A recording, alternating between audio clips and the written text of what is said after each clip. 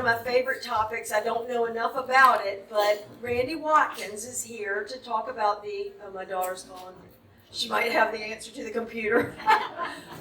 Randy Watkins is here to talk about the Great Beefsteak Raid that happened in this area. Petersburg, Dinwiddie, Prince George, Hopewell, we're all related. And it's a fascinating story of how the Confederates stole the cattle from the Yankees. It's a great human story, not a political story. So, Randy Watkins has a very, very long resume that he told me not to read. So I introduce to you Randy Watkins, retired park ranger. Thank you. Now, I'm going to use that as part of my intro. Would you please turn around? Look at the back of her shirt. The Great Beefsteak Raid. Thank you, ma'am. Okay, I'm glad to be here this year to talk to you.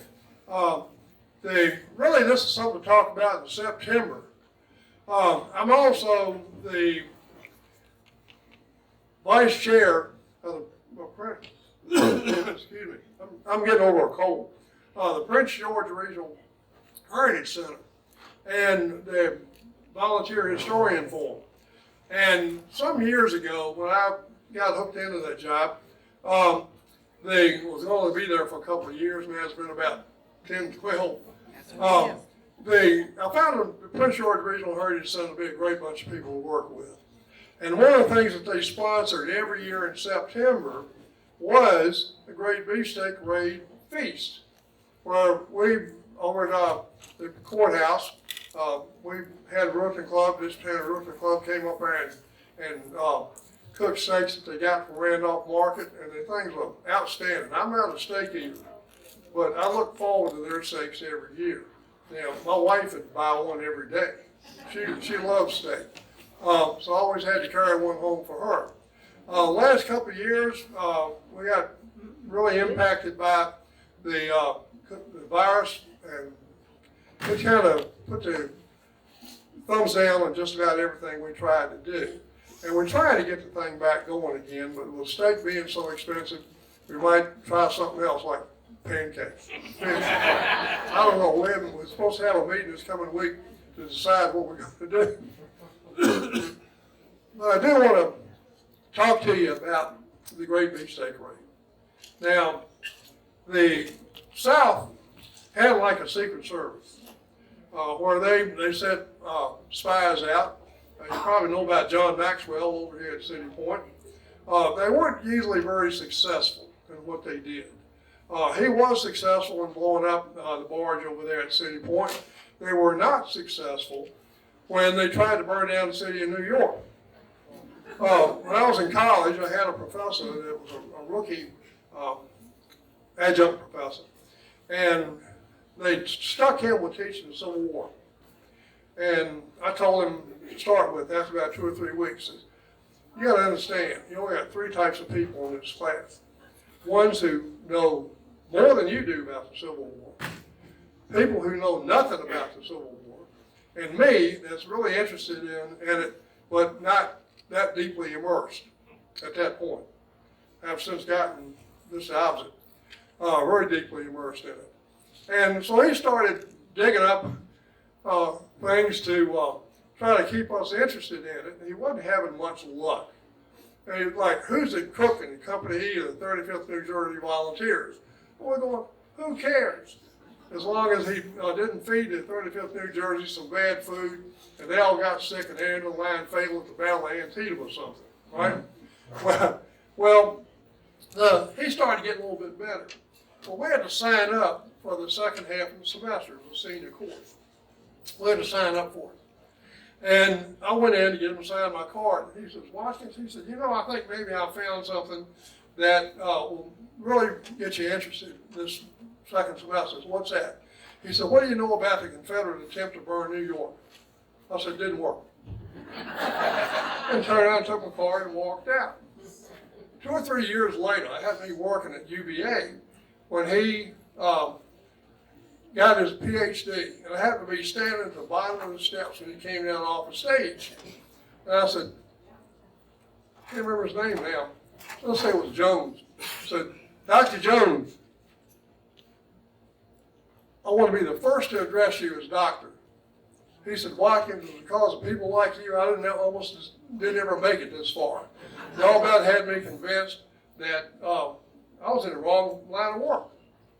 I said, well, you did pretty well. He said, tell me something. Did you really know anything about the Confederate attempt to burn New York? I said, no. He said, how do you know it didn't work? I said, everybody's heard about Old Lady Leary and her cow and Chicago fire. Nobody ever heard about the Great New York fire in the Civil War. And plus it didn't work too well because they tried burning the place down by setting all the whorehouses on fire. That didn't work because they got put out real quick. Then they escaped out of New York and tried to get to Canada. One of the things they were supposed to do was rob some banks to get some money for the Confederate government.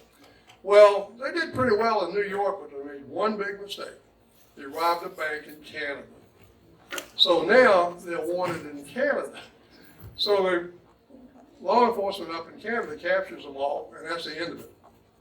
Well, now what's that got to do with the Great Beefsteak raid? Well, this was another one. It wasn't a Secret Service raid. It was a military raid to try to capture about 3,000 head of cattle that were right over here near the river, actually on Edmund Ruffin's farm over there. Well, it was a masterful piece of work. In fact, Abe Lincoln, he called it a slick bit of cattle stealing. Well, I changed that a little bit to a slick bit of cattle rustling. That's a little bit more Western. And they hung people for rustling back then. And during the war, they just, I guess they would have shot them if they caught them. But this was something that really, really, really caught the imagination of everybody, North and South, and even since then. And they've made movies of it. So that's what we want to talk about today. It started out at 5 o'clock on the 9th of September 1864, and it ended about 5 o'clock in the morning on the 17th. Now, you've probably heard a lot about military logistics. And one of the things little sayings that come down from various generals and privates and people in the military over the years about food in the Army. Napoleon Bonaparte said, an army marches on its stomach. After this was over with, the Confederate soldiers that were on picket duty opposite the Union picket line would yell over to them, hey, Yank, you want some fresh beef? Because now the Confederates were eating the fresh beef and the Union troops were eating the beans in a fat bag. That didn't last very long, though. But then this even goes even further than that, all the way to the present day in the military. Some comedian, I don't know his name, well, yeah, I do too. His guy's name was Jackie Gale. Never had heard of him, but he said this. He'd been in the Army, obviously. He said, I idolized my mother. I didn't realize she was such a lousy cook until I joined the Army. So Army food, notoriously bad. And I was in the Navy and the Army, and I didn't find it all that bad. You're going to gain weight. Sometimes you wonder what you're eating. They had mystery meat. One of the old sea rations had on the can said turkey or chicken bone. That always worried me, that the Army didn't know if it was turkey or chicken. What might it really be? But back during the Civil War, they had very, very limited diet. And one thing that this operation is going to do is it's going to supplement the Confederate soldiers' food for just a very, very short period of time. Now, how did it come about? Well, I told you that the Secret Service didn't work too well, but the Confederate spy and scout system really did. And here's a picture of a fellow named Shadburn. And the gentleman's got a book he's been passing around. It has some really good pictures and shows his tombstone and things of that sort too. Shadburn was an interesting guy. He was one of the Union scouts, and he had a knack for getting captured, but he also had a knack for escaping. He did that numerous times. But he had done some scouting behind Union lines here at Petersburg. And what he discovered was over there on Edmund Ruffin's farm was 3,000 head approximately of cattle. Now, why did the Army carry cattle with them? Well, back then, the way you preserved meat mostly was by salting it down. Then you got to soak it, then you got to boil it, cook it, try to make it palatable. Well, so preservation was a problem. They had a lot of different kinds of food they experimented with. They had one called desiccated vegetables. And what desiccated vegetables were greens that were dehydrated. And then they were packed in loaves, and they were issued to the soldiers, and one loaf was supposed to feed 9 men. Now, having been in the Army when they transitioned from sea rations to meals ready to eat, I think I know how to expect it, what they got. It looks like we might have her going. You're just gonna have to click the arrows on here. Okay. Will the remote change it? I'll tell you what we can do an experiment. Take out the remote.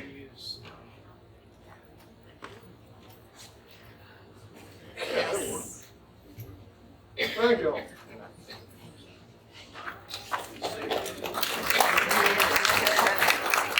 I think they deserve it. And I should have gotten here a half hour earlier so we could have gone through this before. Should have put that girl on the barrel. Really. But first let's talk a little bit about, before we get to Shadburn, let's talk about Wade Hampton. Wade Hampton had succeeded Jeff Stewart after he was killed at the Battle of Yellow Tavern in the spring of 1864.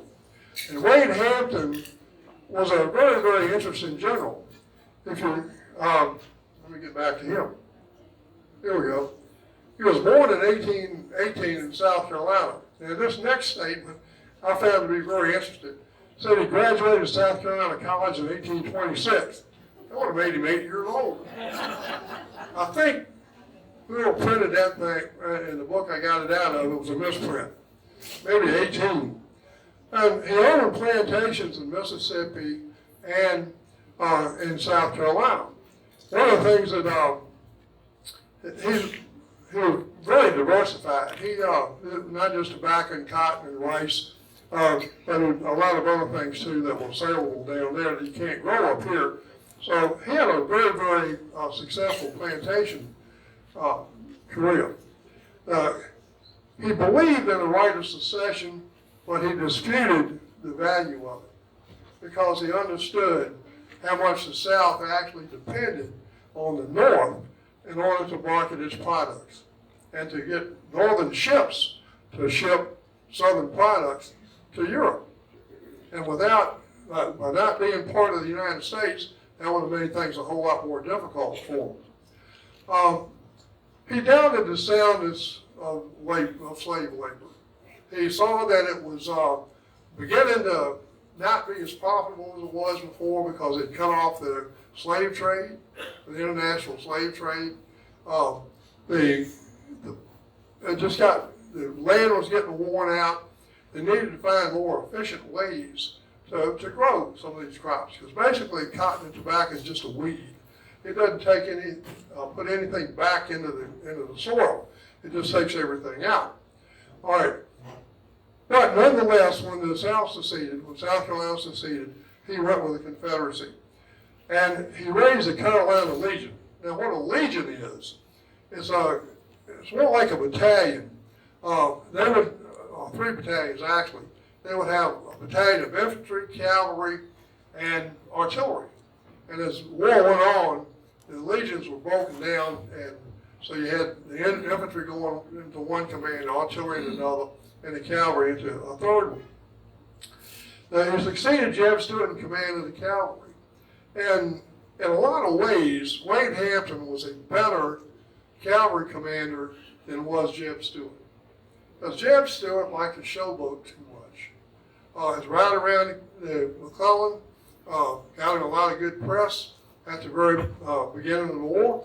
But then up at Gettysburg, he was just about completely out of touch with Lee. And Lee did not have the advantage of the cavalry eyes and ears to scout for him and to keep him abreast of what the Union Army was doing. Wade Hampton was a whole lot different from that. He didn't showboat. He didn't go out and try to make a name for himself. He was just a good, solid cavalry commander that did what cavalry commanders were supposed to do, which was scout and shield the army and cover the flanks and be really used to the commanding general, Robert E. Lee. He served as governor and U.S. senator, and he died in South Carolina in 1902. One of the most interesting things was he was one of 3 Confederate lieutenant generals that had no formal military education. He hadn't gone to BMI, he hadn't gone to Citadel, he hadn't gone to West Point. Shadburn. To me, this is a very descriptive thing of him. It says, a young man of very prepossessing appearance, tall, active, and resolute. Ordinarily, he appeared to be only a handsome young fellow, with soft, mild eyes. As the fight began, he transformed into a dashing cavalryman. His whole soul seemed to be in battle, and his black eye blazed with fire. Armed with 2 pistols, and often 3, he would dash against the enemy, firing with rapidity and precision, not surpassing Mosby, who was very handy with his pistols, but in all excitement of battle, was pretty cool, perfectly cool, ready for any emergency, and to avail himself of advantage. He did that as a scout too. And one of the things he found out as a scout was that the Union Army had those 3,000 head of cattle on the hoof over there on Edmund Ruffin's farm, so that they could, as they needed them, they slaughtered them and butchered them for use by the Army without having to worry about any kind of refrigeration or salting them down or whatever. Now, he did a scout, and he found out that about those cattle. And he went to Wade Hampton. And Wade Hampton went to Lee and said, sir, we think we can capture those cattle from the Union Army. Now that would do 2 things. It would give the South a boost, where they really put one over on the Union Army, and would look very, very good in the press. Because they cared about the media back then too, what the newspaper said. And it would supply more food, better food to the Confederates, at least for a limited period of time. It did take a lot of risk though, because here the Confederate Army was in just basically Dinwiddie County and eastern Prince George. And so, and they'd extended the line by that point, the Union Army had, all the way out to Church Road at People's Farm, just southwest of Petersburg. So in order to get to those cattle, Wade Hampton had to ride his troops all the way around that Union line, back across and go across the, down near Stony Creek and on up through, work his way up over a number of bridges and creeks, Blackwater Swamp, up to where the Union herd was. So that, you would think, hey, that's a really big deal. How are they going to do that? Well, they sent cavalry to do it. Cavalry, but the cavalry they sent weren't that very many of them. There's hardly, you see there, brigades, maybe about 2,000 men total. And the Union Army had a whole lot more. But you've got to travel all that distance, capture those cattle, and herd them all the way back around that, just about that same route, and back up into Dinwiddie County so that they would be accessible to be penned up and slaughtered. The Union, it says divisions, but these things weren't very much bigger than a brigade. A brigade, full-strength brigade, is about 1,500 men. And very rarely did you see that. So it's probably maybe about 700 to 800 at the max on the part of the Union Army, and about 2,000 altogether. Different books say different things on the part of the Confederates, but you see some interesting people. Not so much on the Union side, because most of those generals did not hit on all 8 cylinders. They were not the best generals and officers in the Union Army, particularly all those counts. But the Confederates, you got Rudy Lee. That's Robbie Lee's son. All right, Lucius Davis, Rufus Barringer from North Carolina, who got captured up at the Limousine Church on the Florida, April 1865. James Deering, and right here, he's famous for basically getting killed up at High Bridge, but he did serve very, very well as a cavalry commander. Artillery, McGregor, Stuart Horse, Graham's Battery. You'll see them in just about every battle or any cavalry and infantry on the part of the Petersburg campaign. They were involved in it, particularly the Five Forks of McGregor. But he was smart. He knew that the Union Army had destroyed a lot of the bridges going across the creeks and rivers that he was going to have to cross in order to get to those cattle and to get back again. So he said, I've got to be able to rebuild those. So he carried 2 engineer officers, about 40 men, and the tools that they needed to build these bridges back. And as they went along, they had an advance guard in front to clear out any Union troops that they might run into. But then the engineers went along too, and they rebuilt the bridges so that the Confederates could get across it. And then on the way back, they destroyed them. So it made it very difficult for the Union Army to pursue them. That's Prince George County. So down here in the bottom left-hand corner is about where they started. And they go across, they work all the way up near to Edwin Ruffins Farm, northeast of Prince George Courthouse, and west of Fort Powhatan. Start out, if you're familiar with Dinwiddie County, Boynton Plank Road goes down Dinwiddie Courthouse, and then Flatfoot Road goes over to Stony Creek. They traveled down that road and down part of Jerusalem Plank Road, crossed over Stony Creek, and worked their way through Belch's Mill, Wilkinson's Bridge, Belcher's Mill, Newville, around all the way up to where the Union herd was.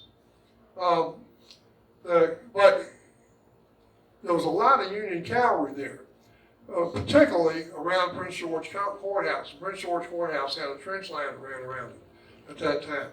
There was also a large number of troops up at Fort Powhatan, up in the upper left-hand corner there. And with the herd being in between, Wade Hampton had to split his troops into 3 groups. One would advance and secure the area around Prince George Courthouse and east of that, so that the Union Army that was there, the cavalry there, couldn't attack Wade Hampton's troops that were going up in the middle, up to get to steal the cattle from up at Revan's farm. Then the other group had to go across to the east, work off to the east, to keep the troops that were in Fort Powhatan from attacking the Confederates as they were herding the cattle, stealing the cattle. So it was kind of a complicated thing, and they did have a little bit of fighting just east of Prince George Courthouse at the church there, and there was not very much at all when it came time to actually steal the cattle. That's Alfred Ward cavalry picture that he painted. Now, he was a Union artist. Well, wasn't in the Union Army, but he worked for various newspapers up north making woodcuts for them to put in the paper. And that's one of them. But it's a pretty good depiction of them herding 3,000 almost 3,000 head of cattle.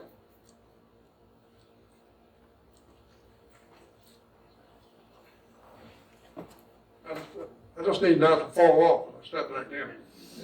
All right, so here you are, Warden Plank Road, Petersburg, Dinwiddie Courthouse, Flatfoot Road, across here, Belcher's Mill, Newville, around all the way up to Prince George Courthouse and Cox Mill. And I think somebody said there, didn't you say your ancestor was wounded at Cox Mill? Somebody told me they were. Well, at least they were fighting there. And then trying to keep the Union troops at Fort Powhatan from advancing against them. I have a hard time with a microphone. I usually in small rooms I can yell loud enough. So I have a hard time with this. So they captured them, all these cattle, and they started herding them back to Petersburg. I was raised on a farm. Cows don't walk very fast. Not at all. And even if you get them to running, they can't run very far because they're not used to doing forced marches. And this was a forced march. Just imagine, from all the way up there, all the way to actually where White Oak Road and Morton Plank Road intersect, right there southwest of Petersburg. There's a big field as you're going north on the right-hand side. It's got a Beefsteak Raid sign, historic marker there. That's the field that all of the cattle were penned up in when they finally got back to Petersburg.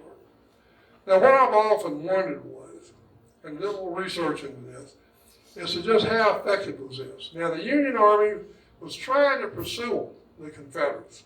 So the Confederates were trying to move just as fast as they could go, get across those bridges, and then get back into Petersburg with as many cattle as they could. Now, the various numbers involved here.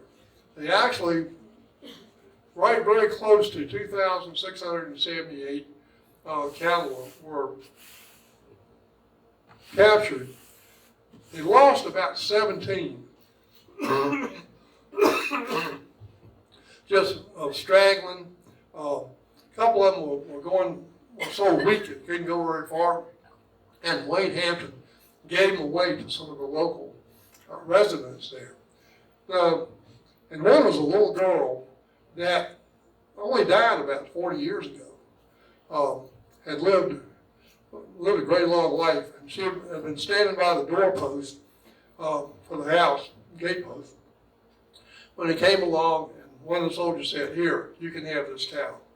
So that helped them because most of theirs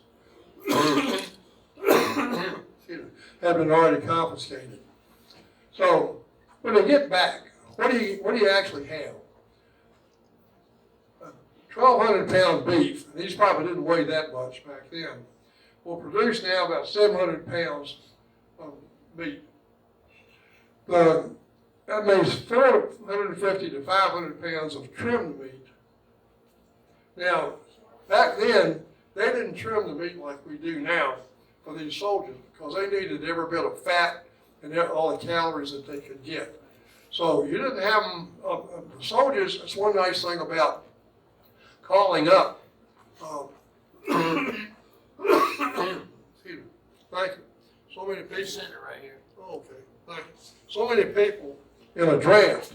You not only get the soldier that you can train, but you also get his civilian skills. Now, what does that actually translate to as far as meat for the soldiers? See, the Confederates almost always on half rations during the siege of Petersburg, and sometimes even worse than that. Well, 60,000 pounds. Oh, hell, I need another hand. Okay. Beef from hooks and skillet, all numbers rounded, not round steak, but rounded numbers. All right. If you figure Lee had about 60,000 troops around in Petersburg at that particular time, and maybe would share some of these with the troops up around Richmond also. And there's, say, 2,468 head of cattle. And like I said, that number varies depending on who you read. If you dress each one of them out to 600 pounds, that's 1,480,800 pounds of meat. It sounds like a lot of meat. But when you divide it up between 60,000 troops, maybe not so much. So they're on, if they're on full rations, 20 ounces per day, per man, then that is 184,640 rations. Number of days at full rations, it lasts 20 days.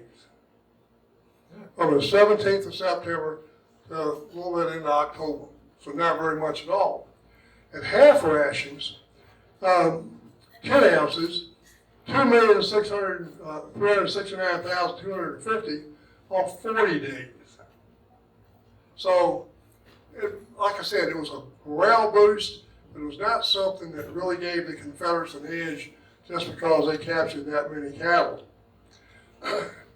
Meat spoils quickly and had to be eaten or salted down for preservation, but to keep it on the hoof, that's where you can preserve it. But the Confederate soldiers at this point did not have that luxury. They had to slaughter it, which they did in that field right there at White Oak Road and Borden Plank Road, and issue it to the troops. The field is still there. So now, I often wondered if maybe McDonald's got the "where's the beef" from? Yeah. That was probably something that some Union soldier said, "Where's the beef?" And then some Confederate yelled across the picket line, "Hey, Yank, you want some fresh beef?" And they did that for a very few days. The Army bean, I can't say. I'm not even going to try this. I'm not going to cause you to suffer that. But beans were very, very popular, and this is a very popular song that they had back during the war. I keep forgetting about this. Back during the war. Soldiers had a sense of humor back then, and they still do, really. Now, back to Shadburn. He was born in Brenham, Texas on the 13th of June, 1842. Moved to Madison Parish, Louisiana sometime before 1860. He was in Company A of the Jeff Davis Legion, which is another one of those combination infantry, artillery, and cavalry units. He was involved in the ride around McClellan, and he rode with Wade and Hampton at Brandy Station in Gettysburg. He was promoted to 5th Sergeant. Now, if you're in the military now, you know we have like Sergeants Major, Master Sergeants, First Sergeant, Sergeants First Class, Staff Sergeant, Buck Sergeant. Back then they didn't. You got promoted to sergeant, but a company might have 5 sergeants in it, or even more sometimes, depending on the organization. But they only had 1 first sergeant. But usually they were still designated 1st, 2nd, 3rd, 4th, and 5th sergeants, because they knew who to call on next, who was the most senior, if something happened to the next higher sergeant. That's how they came up. They came up with that. He transferred to the 3rd South Carolina Cavalry, became a member of Hampton's Iron Scouts, and he served as the chief of scouts. So he ran the contingent of scouts that Wade Hampton had assigned to him for the latter part of the war. He was very successful in what he did. He moved to California after the war. And to me, this is interesting. When you look at the number of Confederate generals that sold insurance after the war, of people who became lawyers after the war, it's just amazing to me. But this man, who you wouldn't think would be attorney material, by today's standards, I guess, became an attorney and moved to California. And one of the highlights of his, if you call it that, highlights of his career was when he and an opposing attorney got in a fist fight in the middle of the courtroom, in the middle of a court case, right in front of the judge and the judge threw both of them in jail for contempt of court. So not only was he something to deal with during the war, being a good soldier and a good scout and a very brave man, but he also, after the war, was right in the middle of it too, and didn't mind getting in the middle of it right in front of the judge. And that was a picture of his tombstone. Now, even now, you ask a modern soldier, which would you rather have, beefsteak or meal ready to eat? He's not going to say meal ready to eat, no matter what you do to that thing. And that concludes my talk on the Great Beefsteak Parade. Anyone have any questions?